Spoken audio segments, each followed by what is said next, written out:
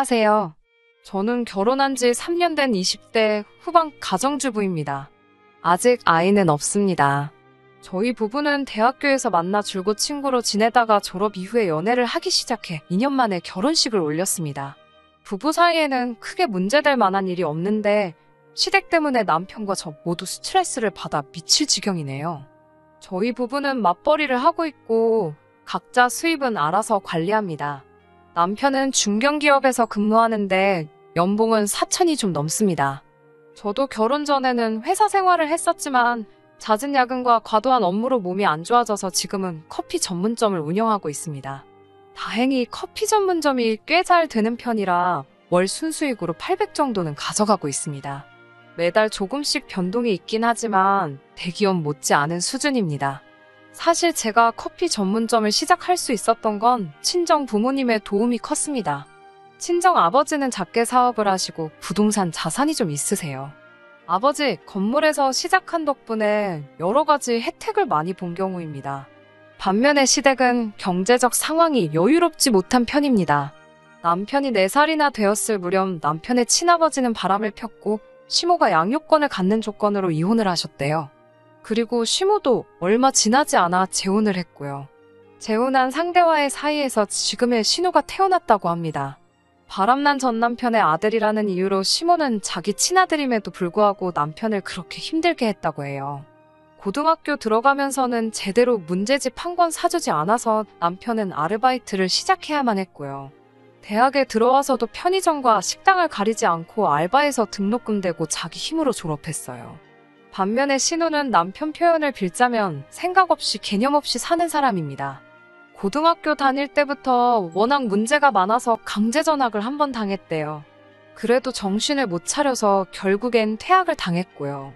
그러다 결국 20살에 겨우 검정고시를 치렀고 수능을 3번 치른 후에야 수도권 2년제에 입학할 수 있었습니다.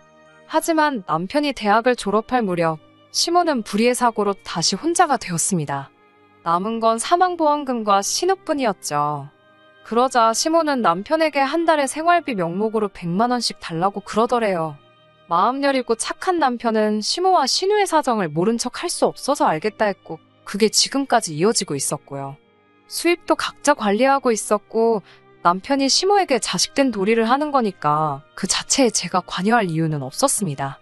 하지만 저는 남편이 때로 안쓰럽게 보이더라고요. 가령 남편이 하루라도 생활비를 돈 줘야 할 때 안 주게 되면 득달같이 남편에게 전화를 해서 돈 떨어졌다는 소리를 하시며 사람을 쥐잡듯 잡으시거든요. 그런 모습을 보고 있으면 어떻게 이런 시모 밑에서 남편같이 성실하고 좋은 사람이 태어났을까 싶어요. 사실 결혼할 때도 잡음이 아예 없었던 것은 아닙니다. 일단 주택 문제가 쉽지 않더라고요. 지금 살고 있는 아파트는 35평으로 저희 친정부모님이 하나뿐인 딸 행복하게 살라고 지원해주신 집이에요. 반면에 저희 남편은 그 당시 모아둔 돈은 4천만 원 남짓이었고요. 주변 사람들은 남자는 응당 집을 해오고 여자는 혼수를 해야 한다지만 저는 그냥 형편되는 사람이 집을 하면 된다고 생각했어요. 그래서 제가 집을 했고 남편이 혼수를 했을 때도 기분이 나쁘거나 그런 건 없었습니다. 남편이 정말 힘들게 모은 돈인 걸 알았으니까 그 정도만으로도 충분했어요. 시모랑 신우는 경기도 외곽 빌라에서 둘이 살고 있었고 그 곳 전세 보증금은 1억이었는데 그런데 그 1억은 나중에 신우 결혼할 때 쓰실 거라고 저희한테 절대 넘보지 말라고 하시더군요. 남편도 저도 애시당초 그 돈에는 관심도 없었는데 말이죠. 하지만 제가 집을 해왔기 때문에 예단은 안 하는 걸로 생각했어요. 남편도 당연히 그렇게 생각했고요. 서로 주고받을 예물만 적당히 하자고 했고 당연히 꾸민비 같은 것도 안 받았죠. 그리고 이 모든 건 이미 상견례 때 서로 이야기가 된 부분이었습니다. 그런데 결혼식을 며칠 앞두고는 시모가 저희 친정엄마에게 연락해서는 주변에 보는 눈도 있고 자기 체면도 있으니 일단 형식적으로라도 예단을 해야 하지 않겠냐며 1,000만 원만 보내라고 하셨답니다. 거기다 신우 명품백도 하나 얹어서요. 친정어머니 기분이나 생각은 안중에도 없다는 듯 그 정도로 일단 충분할 것 같다는 말만 하고 저희 어머니 의견은 물어보지도 않은 채 전화를 끊어버렸다 하네요. 이런 시모의 모습에 저희 친정 부모님은 충격을 받으셨고 덕분에 자칫하면 파혼까지 할 뻔했습니다. 하지만 남편이 어떻게 알고는 시모와 크게 다투고 저희 집에 와서 몇 번이고 사과하면서 겨우 일이 마무리되는 듯 했습니다. 하지만 이 일은 서막에 불과했습니다. 얼마 전 있었던 일이에요. 신우가 얼마 전까지 취직을 못하고 빈둥거리다 시모의 등살에 못 이겨 간신히 작은 중소기업에 취직을 했더라고요. 그런데 회계 쪽이라 자격증도 있어야 하는데 신우는 그마저도 없었습니다. 그렇다 보니 급여 상황이 열악하더라고요. 하지만 신우는 자기 능력은 모르고 3개월 수습기간을 채 채우지도 못하고 집에서도 너무 멀고 잔심부름만 시킨다면서 그만둬야겠다고 하더라고요. 다행히 시모가 옮길 때 옮기더라도 일단은 계속 다니라고 뜯어말려서 어거지로 다니고 있었죠. 그런데 지난주 토요일에 시모랑 신우가 같이 연락도 없이 저희 집에 왔습니다. 와서 저녁 먹고는 하는 말이 가관이더라고요. 살림을 합치자는 거예요. 살림을 합치면 매달 100만 원씩 생활비 드리는 것도 안 줘도 되고 앞으로 살림은 시모랑 신우가 도와줄 거고 이제 곧 저희 애 가지면 애도 시모가 봐주겠다는 거예요. 시모랑 남편 사이가 좋은 것도 아닌데 합가를 하면 얼마나 힘들지 눈에 선하더라고요. 그래서 제가 정중하게 말씀은 감사하지만 저희는 지금 이렇게 둘이 사는 게 편하고 좋다고 말씀드렸어요. 그러자 시모는 방도 너네 둘이 부부니까 방 하나 같이 쓰고 나 하나 신우 하나 쓰게 해주면 얼마나 좋냐고 하여튼 신모가 고약하단 식으로 말씀하시더군요. 하지만 제가 그 소리를 듣고도 못 들은 채 하자 그러면 생활비나 더 달래요. 요즘 100만 원으로 어떻게 사냐면서 앞으로는 150씩 보내라고 하시더군요. 그 소리를 들으니 정말 화가 나더라고요. 그래서 제가 한 소리 하려는데 남편이 시모에게 적당히 하시라고 화가 가득한 목소리로 말하더군요. 이제 신우도 사회인이 됐으니 생활비를 오히려 줄이려고 했는데 이렇게 억지를 부리시니 제가 더 이상 노력할 이유가 없다면서요. 이번 달부터는 못 드리겠다고 하더군요. 그러자 신우가 그러면 그냥 100만 원 주던 대로 보내고 자기만이라도 이 집에서 살게 해달래요. 출퇴근하기 힘들어 죽겠다면서요. 자꾸 억지를 부리는 신우에게 남편이 너도 제발 네 힘으로 살아보라고 따끔하게 혼내더군요. 시모와 신우는 드디어 네가 본색을 드러낸다면서 남편에게 지 집 나간 아빠 닮아서 아주 냉정하다고 그래서 내가 내 배불러 나왔어도 너한테만큼은 항상 정이 안 갔다며 막말을 쏟아내더군요. 아내로서 남편이 그렇게 상처받는 걸 옆에서 지켜볼 수만은 없어서 저도 시모에게 달라들었어요. 내 남편한테 함부로 말하지 마시라고요.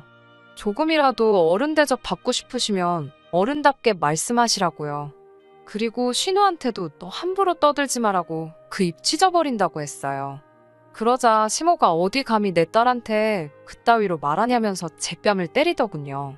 저도 맞고 가만히 있을 수 없어 신우 뺨을 올려 쳤습니다. 그리고 냅다 신우 긴 머리채를 손으로 휘감아 낚아챘어요. 그러자 신우가 사람 살려라고 소리소리를 지르더라고요. 그러자 시모가 저한테 욕짓거리를 하면서 달라들더군요.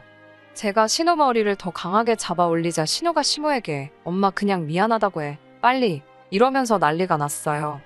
남편이 저한테 이제 그만하라고 하기도 하고 이웃집에서 소란스러운 소리에 혹시 누가 신고할까 싶어서 그쯤에서 놔줬어요.